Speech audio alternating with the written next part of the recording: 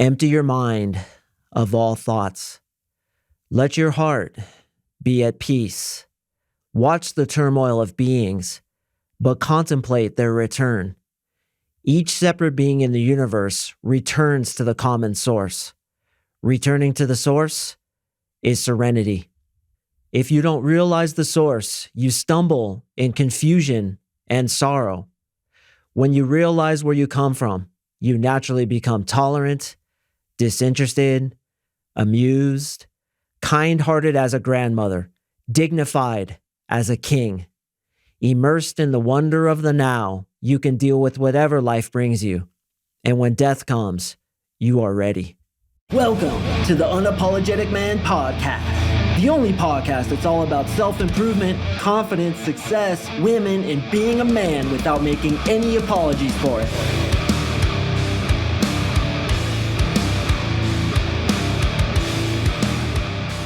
What is up, gentlemen? Thank you for tuning in to another episode of the UMP. And this is an episode that I've been wanting to do for the last several years, but man to man, heart to heart, warrior to warrior, I've been procrastinating on it.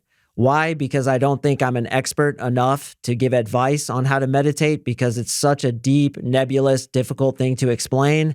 And I just don't feel that I've reached the level where I'm an expert, quote unquote, in meditation to be able to guide you guys on how to do it effectively. Now, that said, I have been meditating for about 20 years now. I do it every single day. And this morning, I had an absolutely peak experience meditating, and that was a sign to me, in fact, a slightly psychic sign that I needed to do this podcast today. So while I personally feel unworthy and humble in the fact that I'm certainly no expert in meditating, I want to tell you how I meditate, give you some information about the myriad of books I've read on meditation, and how I think it can really improve your lives, not only with happiness, which is a huge benefit of it, but also with women, also monetarily, and just being at peace, as I spoke about in the beginning of this episode. That little poem I read is from the Tao Te Ching, written by Stephen Mitchell. I actually have that poem memorized. It's my all-time favorite poem in the Tao Te Ching, and I've thought about getting it tattooed on myself, but I don't know. I haven't done it yet. I don't know if I'm going to do it, but I absolutely love that poem, man. it just affects me so much. Let your heart be at peace and watch the turmoil of beings who will inevitably come back to the source energy, which is serenity. And that's what meditation is. It's your time every day to go back to the source, to go back to peace, to go back to what you really are, which I believe is love, and to touch that inside yourself.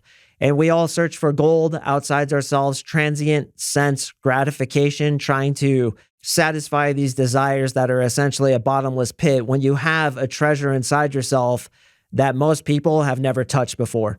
And it's right there inside yourself. And with a little bit of practice, with a little bit of discipline, with a little bit of humility and controlling those thoughts inside your head, you can access that treasure anytime you'd like, as I did this morning.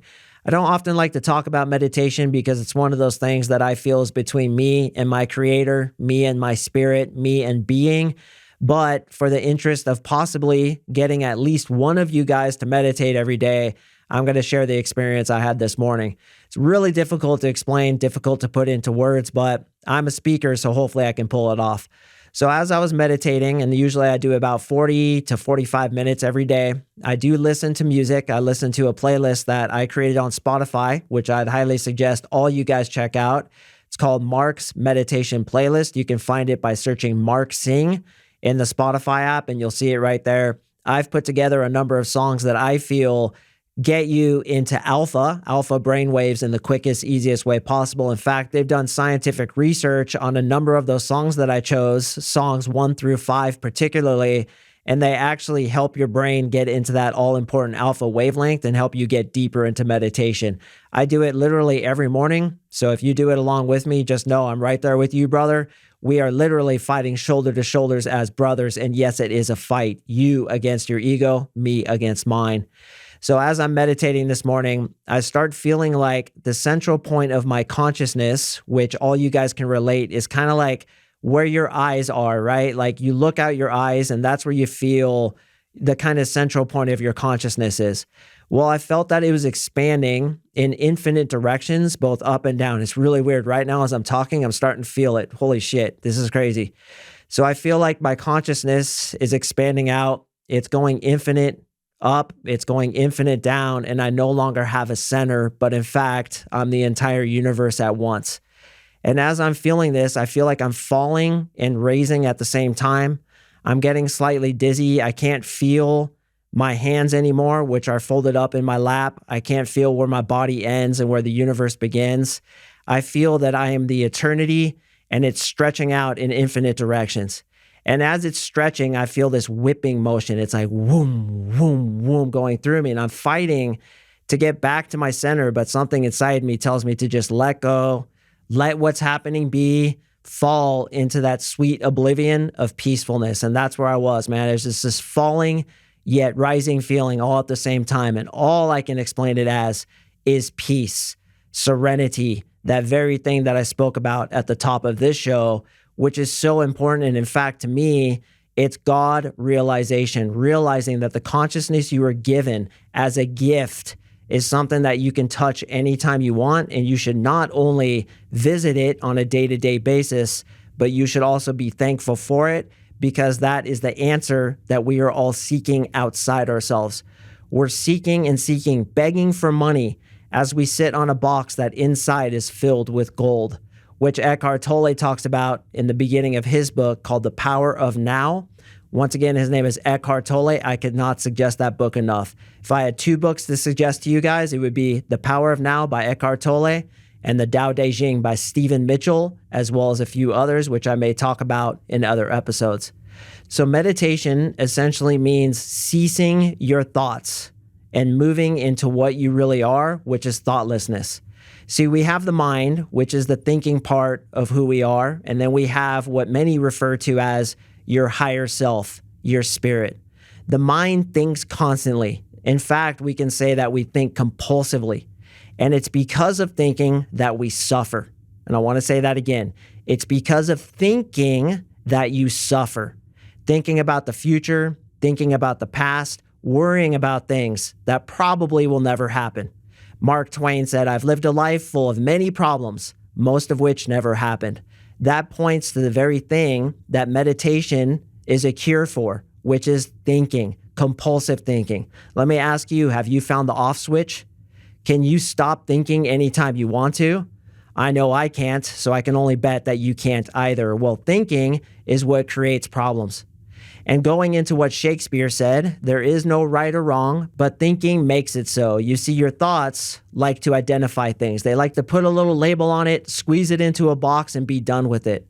But what you are is isness. You are being. You are consciousness itself.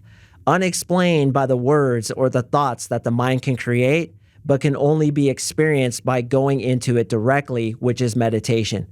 When you stop thinking, brother, when you're looking at a beautiful sunset, when you're looking maybe even at a beautiful girl and just appreciating her, no thoughts, just present, completely there in the present moment, that is meditation.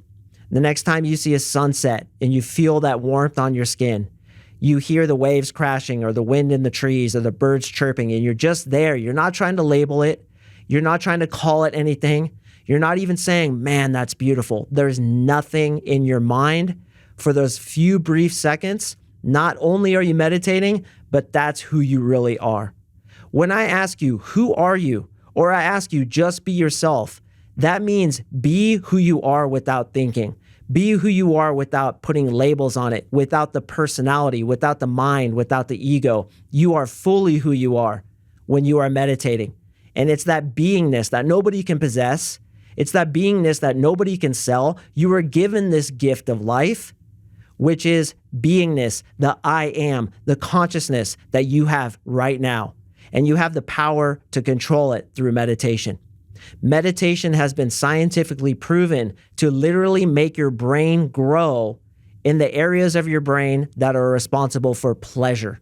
Literally, they've studied meditators and their brain physically grows. I believe it's the prefrontal cortex, but don't quote me on that, in the area that's responsible for joy and peace.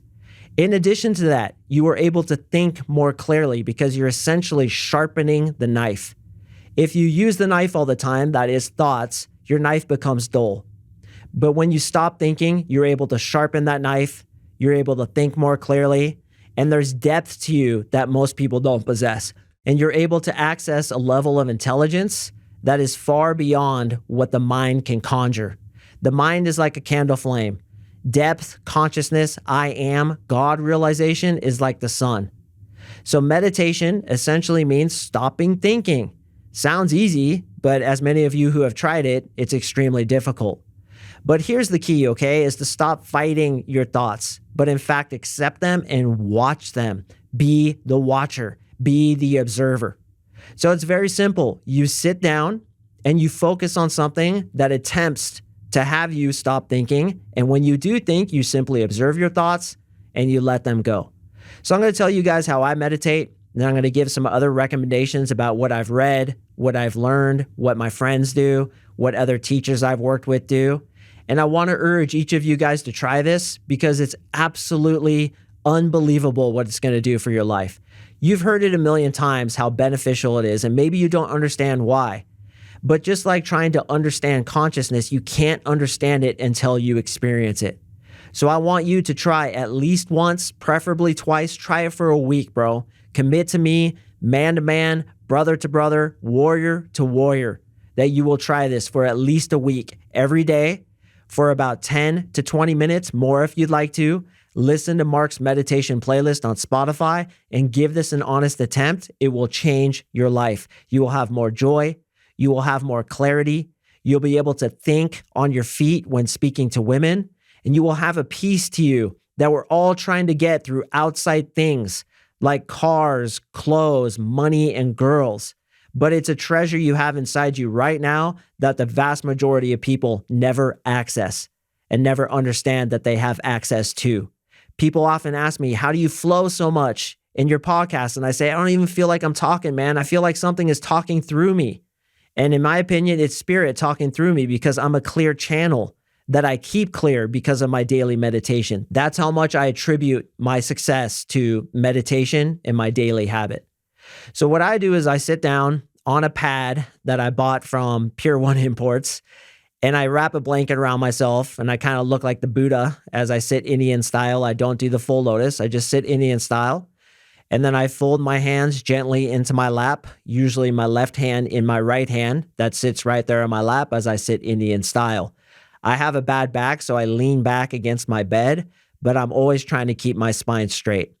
What I also do is I use this stuff called white flower oil. You can get it at some of those Asian supermarket places. And I put some on the tip of my nose because when I'm breathing, it like cools down my breath a lot. And it really makes it easy to focus on my meditation.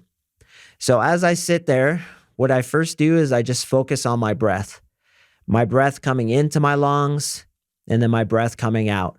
I have the tip of my tongue on the roof of my mouth and I breathe in through my nose, sometimes out through my mouth, but usually just in and out through my nose. There's different ways to do it. And I simply focus on my breath. And I even imagine that as I'm breathing in cleansing light. And as I breathe out, I'm breathing out smoke that has all the toxins, all the bad thoughts, and all the negativity that I've carried throughout the day. Then I breathe in again, this healing light, this healing air, whatever you want to imagine it as. Some people imagine it even as chi, which is like a universal life force, this energy that's all around us at all times, and I'll do that too. And I'll even pretend I'm breathing in through all the pores in my body, this energy. Then as the bottom of my breath comes in, I imagine it cleansing out my body, and then I breathe out, and even smoke maybe leaving through all my pores, leaving through my nose, and flushing out all the toxins. And then I just repeat that over and over again. And then inevitably the thought comes, man, that girl was hot last night, bro. And I'm like, no. Back to the meditation, back to peace. But damn her ass, bro. Did you see that thigh gap? Back to meditation. And I don't criticize myself. I don't fight myself. I just bring it back. It's gently nudging yourself back to concentration with compassion and with patience. And that's it, brother. I just focus on my breath in and out. What I do as well is I love to focus on my inner energy field. This is the most powerful thing for me because I'm clairsentient. And some people have this as well, where they can feel things very clearly. They can feel, for example, the energy in the palm of their hands right now. If you were to try to feel, can you feel the energy in your hands? or perhaps in the bottom of your feet or in your chest? Can you feel a tingling sensation? Can you feel that, in fact, your body is full of energy? And there's a fable that's really funny to me. It's a guy who says, God, can you please give me more energy? I don't have enough energy each day. And God says to him, I fill you up enough. You just keep leaking. And that's what most of us do. We leak that energy out by worrying. We leak that energy out by stressing, by thinking thoughts that, as I talked about earlier, create suffering. So when we come into the present moment and just focus on that energy, it actually grows and we can bring in more. And this is what Qigong or the practice of Tai Chi is about. It's about bringing more energy into your body. And you can do that anytime by just closing your eyes. Do it right now. Close your eyes, take a deep breath in and bring in the energy that's all around you, from the trees, from the sun, from the air, from other people, from the general vibration of the earth itself. It's yours, accessible anytime you'd like it. The Native American chief Geronimo used to stand in one place for hours at a time every morning, just sucking up the energy from the earth with bare feet. And he was known to be a powerful man who had that presence. So as you meditate, you're just focusing on whatever you want to put your focus on, even counting if that works for you. Counting numbers, counting the number of breaths, or as I like to do, just focusing on the inner energy field as I breathe in and out. And as I go deeper and deeper, sometimes a mantra pops into my head, which is another strategy for meditating. Let go, fall, relax, let go, fall, relax. And I just repeat those words to myself over and over again. And it's weird because you can feel your muscles start to kind of let go a little bit. And then your hips will kind of settle deeper. And then your arms will relax and your shoulders will kind of pop and go back. And everything just starts settling really deep. And then you can get into some really deep, blissful meditations that way. Another strategy is to imagine that you're in a box and all the thoughts are trying to come into that box, but they just bounce off of it and they can't get in. You can also imagine a little sandcastle that as you're breathing, as you breathe in, it kind of becomes a sandcastle. And then as you breathe out, your breath kind of makes it spread everywhere. Then you breathe in and it constructs up again into a sandcastle. And you breathe out and it kind of goes everywhere.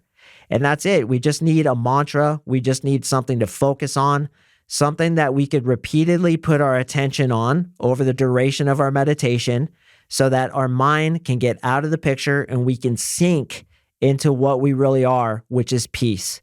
See, the way I think of it is that you're a peaceful Buddha waiting to awaken. You have all that peace inside of you, but you haven't realized it yet because you're covered with the desires and suffering caused by your ego. And this is a very Buddhist kind of mentality, but it works for any religion, no matter what religion you're in. In fact, and I should probably do a podcast episode on this because I've studied this deeply for 8 years. In my opinion, all religions basically say the same thing. And this is it. This is a benevolent universe. God is love. And the reason for it is so that we can all wake up to what we really are, which is a part of God. An individualization of the Spirit of God, temporarily thinking that we're separate, taking on an ego, taking on a body, so that we can wake up to that peace and love that we really are. Part of a river that goes over a waterfall, breaks up for a little while, individual drops, thinking we're all separate, thinking we're under danger, buying into the illusion, and then at death, we rejoin that river and become one again. But during life, the point is to wake up to that consciously, the way enlightened masters have.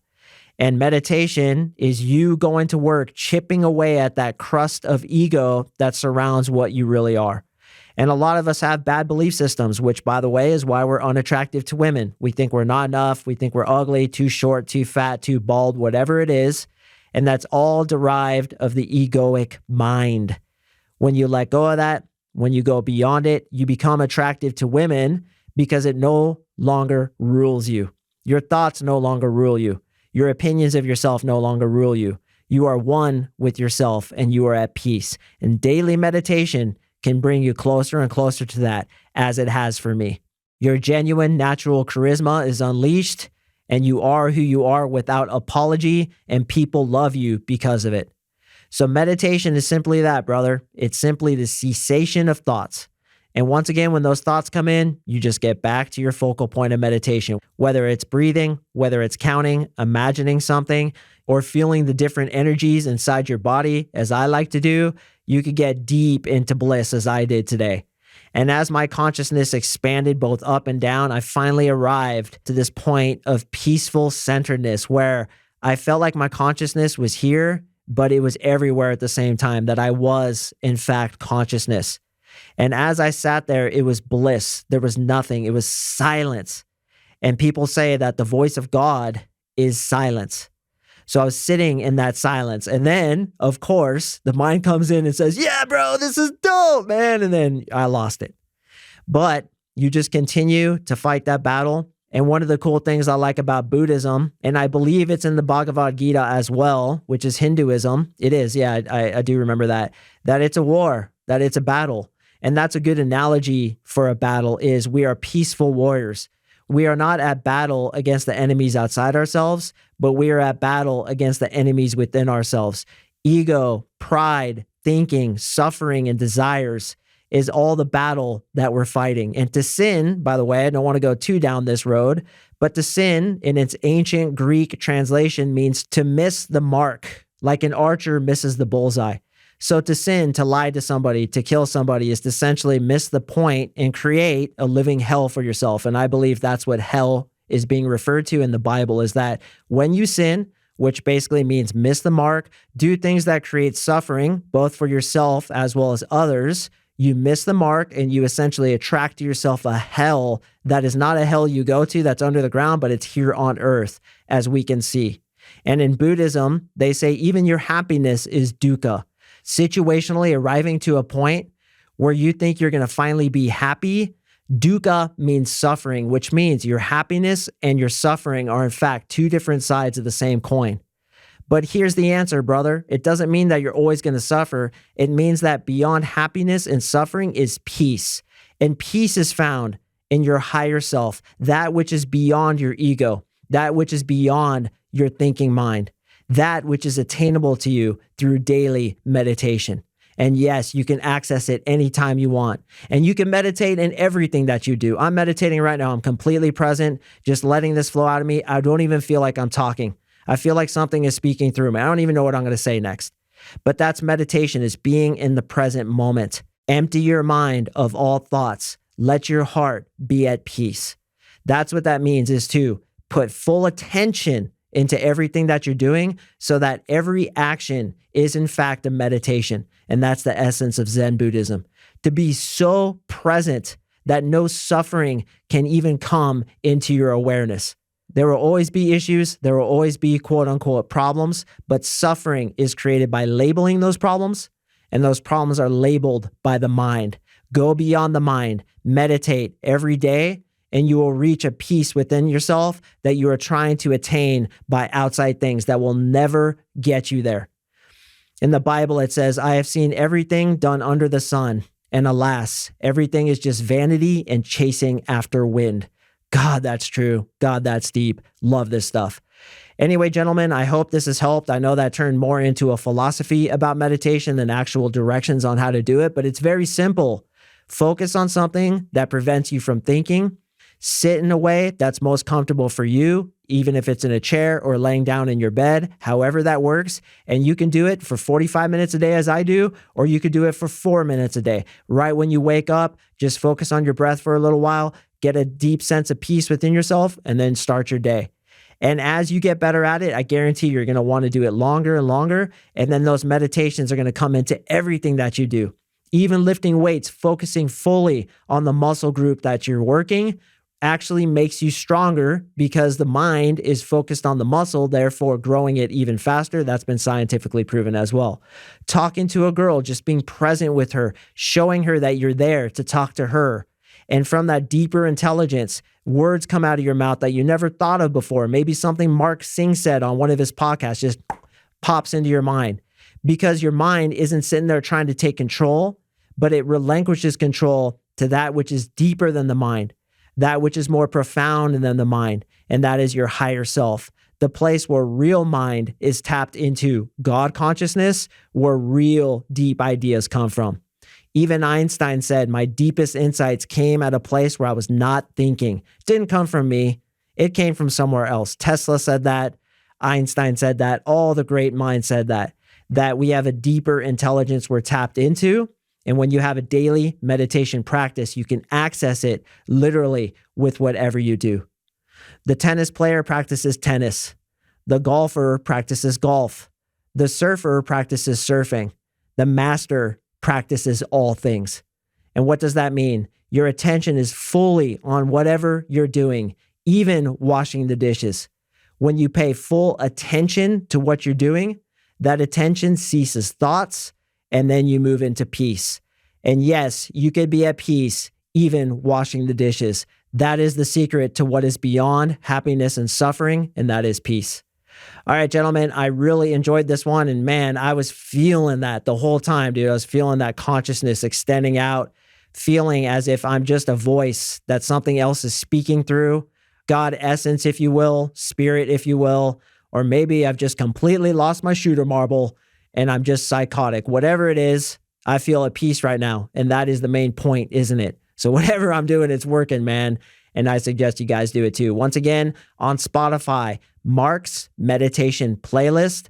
I suggest you start with song 1 and go through song 5. I always finish on Ultimate Om, which I believe is the 5th song, but I like to ramp it up with those first 4 songs or 5 songs, whatever it is, and then get into Ultimate Om. And that's always where I hit my really deep spot.